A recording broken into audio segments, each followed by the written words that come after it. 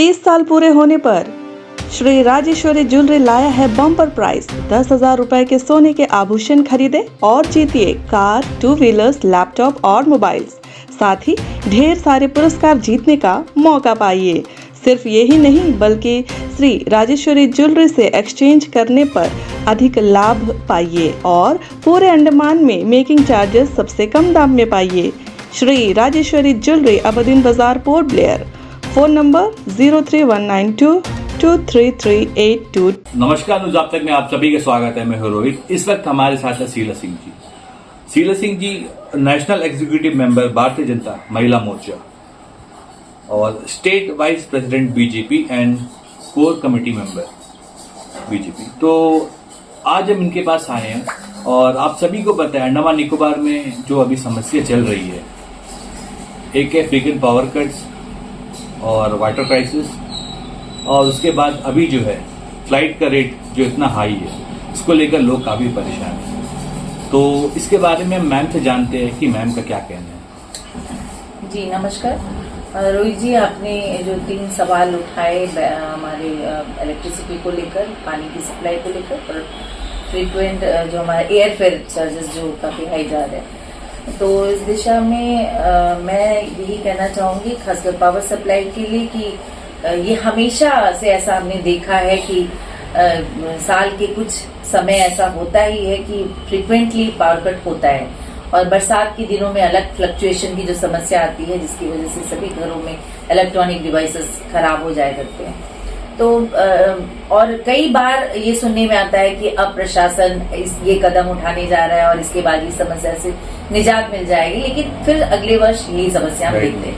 तो ये मुझे जहां तक जानकारी है कि पिछले 10 सालों में जब से हमारी प्रधानमंत्री नरेंद्र मोदी जी के नेतृत्व में सरकार बनी है, तब से मैंने देखा है कि इस दिशा में काफी कदम उठाए गए, खासकर सोलार पैनल्स लगाकर उसके जरिए बिजली निर्माण की दिशा में।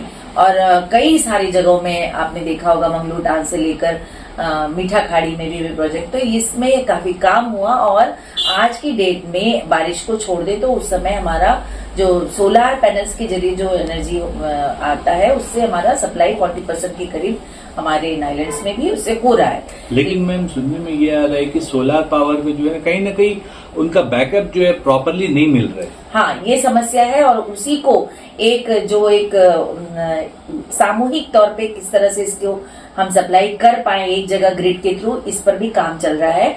और दूसरी बात की सबसे बड़ी खुशी की बात है कि जो हाई वोल्टेज डायरेक्ट हमारा जो नेशनल ग्रिड के थ्रू इलेक्ट्रिसिटी सप्लाई का, जिससे कि पूरे आइलैंड में 250 मेगावाट तक की बिजली हम ले पाएंगे और उसके बाद इस समस्या से परमानेंटली सॉल्यूशन की दिशा में सरकार कदम उठाने जा रही है और इसमें काफी कुछ काम किया भी जा चुका है।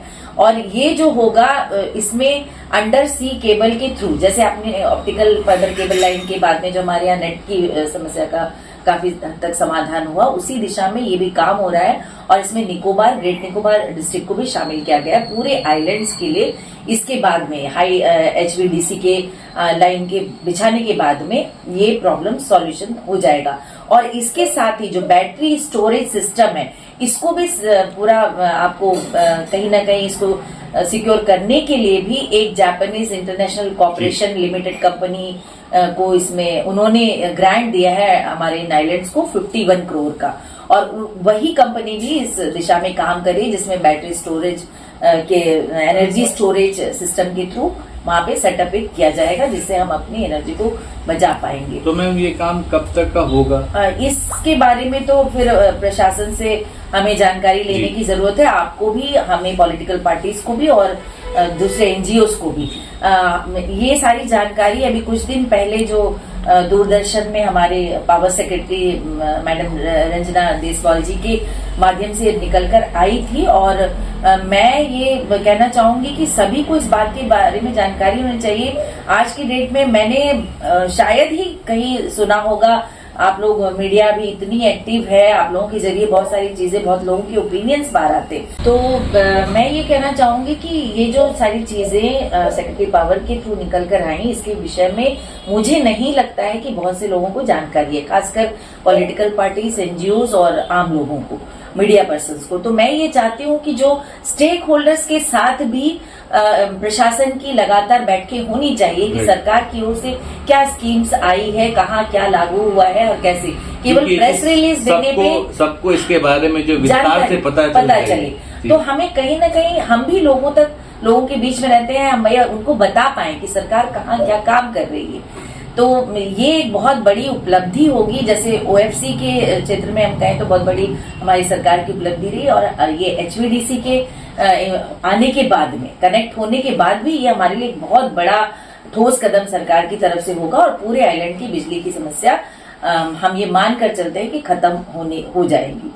और पानी के विषय में भी मैं ये कहना चाहूंगी कि वाटर इसके लिए भी हम अंडमान निकोबार आइलैंड्स में एक धन्नी घाड़ी डैम यहाँ साउथ अंडमान डिस्ट्रिक्ट में सप्लाई के लिए यही एक सोर्स है हमारे पास, काफी पुराना डैम है। और हम सिस्मिक जोन 5 में अंडमान निकोबार आइलैंड्स हैं, तो किसी भी समय 2004 की तरह अगर किसी भारी रिक्टर स्केल पर अगर अर्थक्वेक आया और अगर उसमें कुछ हुआ, भगवान न करे कि ऐसा कुछ हो, तब हमारे पास में कोई और सुविधा नहीं होगी, पानी पीने के लिए भी हम तरसेंगे।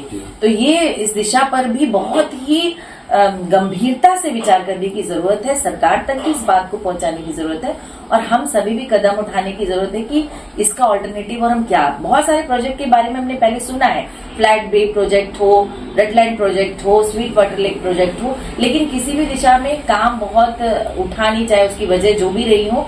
रेडलाइन प्रोजेक्ट का काम जो है एक फेज का पिछले साल हमने देखा पूरा हुआ, तो ऐसा लगा कि कुछ समस्या हल हो जाएगी, लेकिन वो भी पूरा हम नहीं कर पाए। अंत में आपने देखा होगा कि 6-6, 7-7 दिन में पानी की सप्लाई हुई, वो भी बार्ज के थ्रू दूसरे आइलैंड से लाया गया पानी और फिर उसको हमने शहर में सप्लाई किया।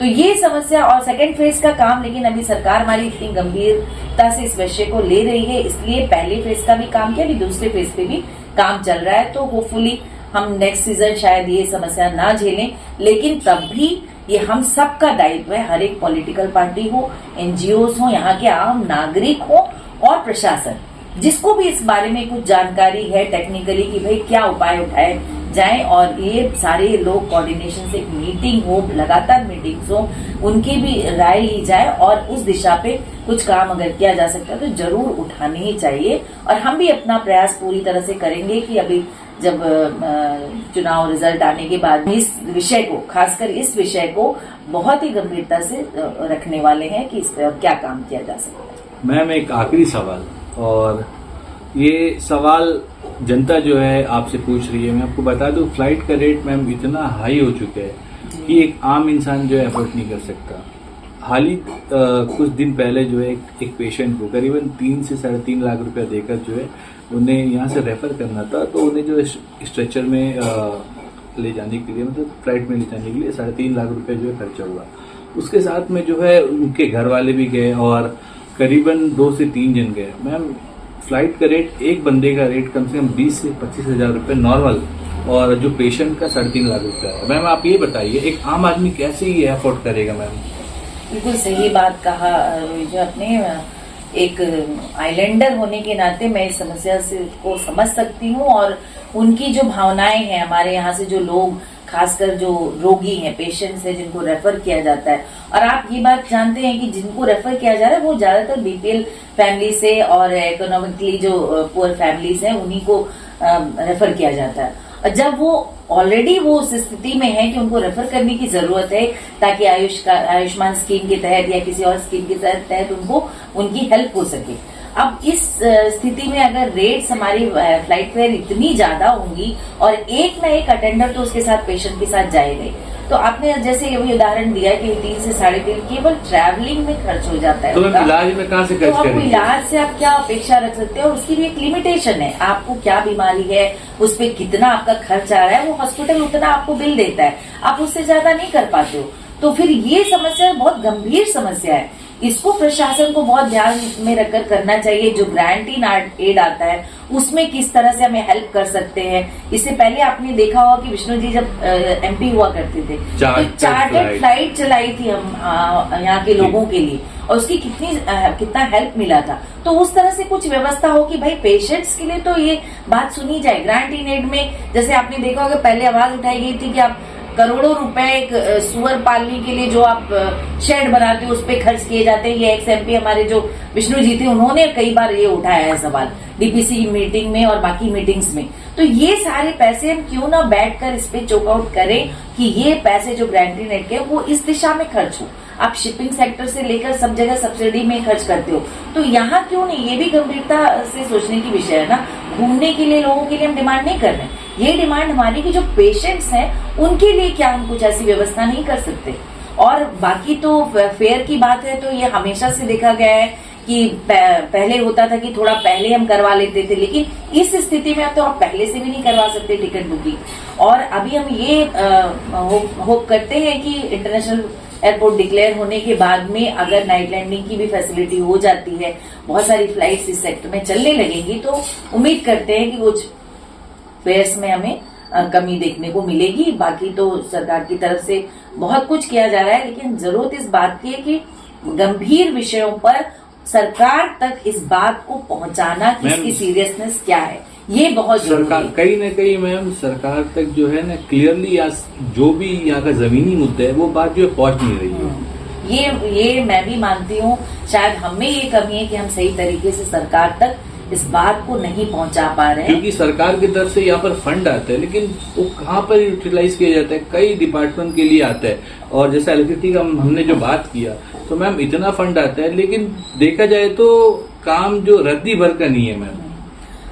ये तो सभी के लुकआउट का विषय है कि हम सभी को उस पर ध्यान देना होगा और अलग अलग तरीके से आवाज भी उठानी चाहिए प्रशासन के समक्ष की जब फंडिंग आपके ही थ्रू ये बात निकल कर आती है कि इतने करोड़ों रुपए सरकार यहाँ प्रोवाइड करा रही है अलग अलग स्कीम्स में, लेकिन वो कहाँ खर्च हो रहे हैं, वो जमीन पर क्यों नहीं दिख रहा है? आप केवल पेड़ को कटवा देते हो कि भाई बारिश हो गई, हवा तूफान आ रहा है तो लाइनें गिर जाएंगी, उससे समस्या होगी।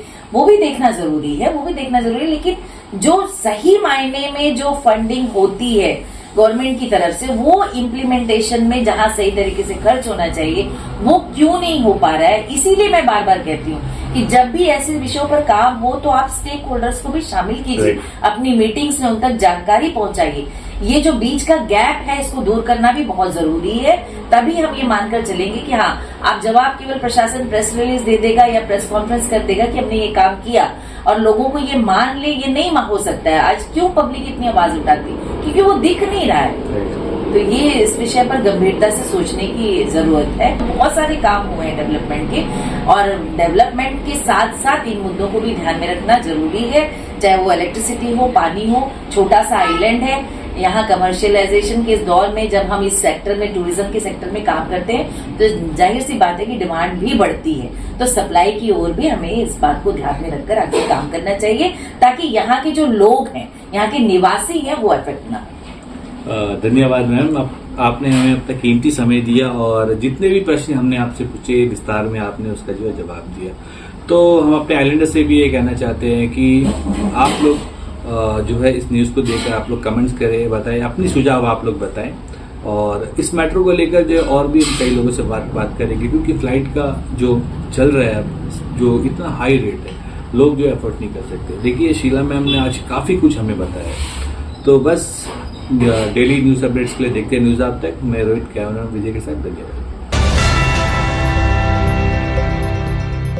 अंडमान से जुड़ी सभी छोटी बड़ी खबरें देखने के लिए हमारे अपने न्यूज आज तक यूट्यूब चैनल को सब्सक्राइब करें और बेल आइकॉन प्रेस करना ना भूलें। हमारा अपना न्यूज आज तक, अब सच देखेगा अंडमान।